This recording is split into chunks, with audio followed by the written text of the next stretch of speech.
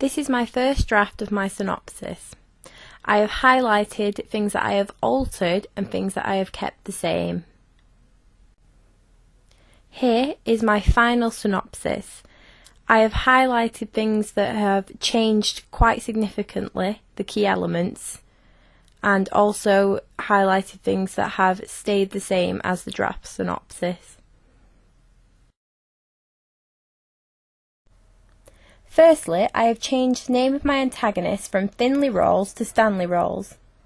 Stanley Rawls sounds more like a character name in a horror film, and for the age he is suggested to be, Finley is too young and too current as a name. I also changed how the antagonist came to be unemployed. It was fired, but then changed to the mill closing, so everyone actually lost the jobs who was working there. This is more context suitable, as it was common that mills were closed in this era. It allows the audience to sympathise with the evil character, as they can relate to the unfair situation that is job loss when a business closes. This therefore gives them a better understanding of why this character has become psychologically damaged.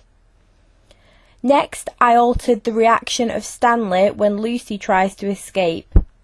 Instead of being distressed at the loss of control, I changed it to a reaction of humour at her hopeless attempt of escape. This makes Stanley's character much more frightening for the audience, as there is no shift of control. He is always the dominant agenda setter, in control of the characters. Weakness in a film villain only makes the audience less fearful. I next changed the instrument that Lucy uses to free herself from the restraints. I swapped a piece of mill equipment to a shard of glass, as this is a more conventional object to use as an escape in horror films. Plus, it is more realistic that glass would cut through the restraints than a piece of mill equipment. I have removed extensive character detail, as this is untypical to a film synopsis. I removed from my draft Stanley, now aged 60, as I want the audience to be able to make their own judgment about the age of the character from his appearance. Also, a lack of information on a character makes them much more frightening, as it plays on the fear of the unknown. Furthermore, I altered the background for the kidnappings made by Rawls.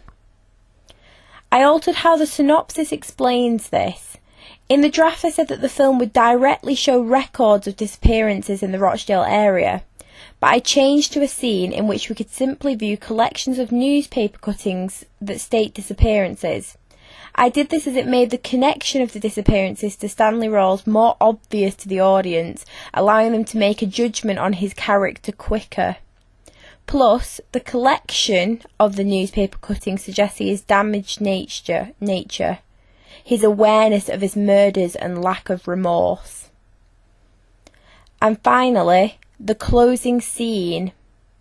Instead of Stanley standing in front of Lucy laughing across the river, I changed him to her knocking her out with a cloth of chloroform, as this scene will be much more interesting as an addition to my trailer if I decide to use it. Firstly, I have kept the swap of timescale the same.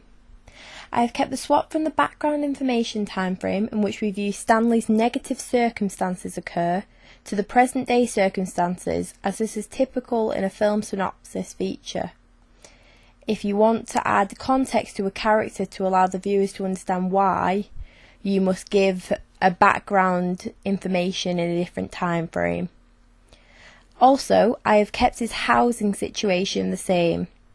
Living at his old work building of Healydale Mill, now disused, is good as it provides a realistic setting for where the murders will take place in the story, and also is a viable contextual link. Stanley worked here, so it is natural and it is realistic that he would know he would be able to live here undisturbed. Also, I have kept the information that alludes to the previous killings by Stanley Rawls included. This allows the audience to understand the part this character plays in the film earlier on, this being the evil character / the villain.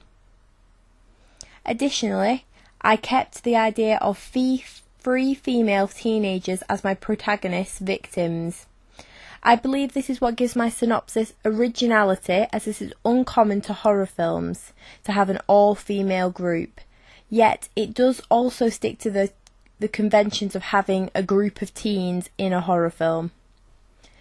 Furthermore, how the teens are unaware of the disturbance they have made to Stanley Rawls' area. I have kept this because it uses dramatic irony, which is typical in horrors. The audience are allowed to feel privileged by knowing what will most likely occur due to this information. It increases suspense and fear for them. Furthermore, the use of chloroform for his capture technique. I kept this as it was original and strays from the typical slasher conventions. Plus, I can be creative with this if I use it in the scene in my trailer. Also, I kept the tying up to the machinery and building pipes as they wake the same. I kept this as it uses a connection to the settings nicely.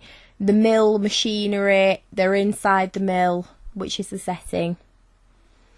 Additionally, the order of killings has been kept the same in my final synopsis. The order follows a character stereotype format.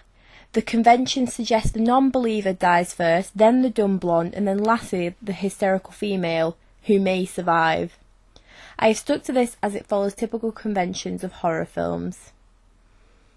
Next, I have kept the escape by Lucy exactly the same. I have kept this as a typical convention that one character escapes and has hope of survival. The chase keeps the film suspenseful and the audience is frightened of the possibility of the capture. Lastly, I have kept the outdoor settings the same. The river and woodland areas are the same, as this presents an area of vast space that is easy to get lost in and therefore confusing for characters who are in an unknown environment, which teenagers probably are in a woodland area.